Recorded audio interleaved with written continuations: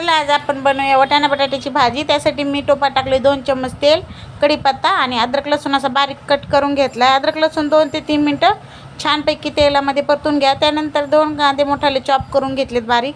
कांदा छान गुलाबी रंगावर लाल भाजला की 2 टमाटे चॉप केलेले टाकायचे। 1 चम्मच मीठ टाकूया आणि त्यानंतर तर बघा टमाटे सॉफ्ट झालं तर आपण याच्यात 1 चम्मच लाल मिरची पावडर, 1 चम्मच धनिया पावडर, 1 चम्मच टाकला आपला घरगुती काळा मसाला, 1/2 चम्मच गरम मसाला, 1 चम्मच हळद टाकायची आणि 2-3 मिनिटांना छान परतून घ्या। त्यानंतर याच्यात आपण टाकूया 1 चम्मच बेसन पीठ आणि झाकून ठेवायची ग्रेव्ही 5 ते 6 मिनिटं। त्यानंतर बघा ग्रेव्हीला छान तेल सुटेपर्यंत अशी परतून घ्यायची। त्यानंतर याच्यात आपण बटाटा आणि आपलं वाटाणे टाकूया आणि 1 चम्मच मीठ टाकायचं मिक्स करून। त्यानंतर 1/2 चम्मच मॅगी मसाला छान शिजवून घ्यायचं 5 मिनिटं। त्यानंतर बघा भरपूर अशी कोथिंबीर टाकली, तयार आहे आपली वाटाणा बटाटा भाजी। तुम्हाला व्हिडिओ आवडला तर लाईक शेअर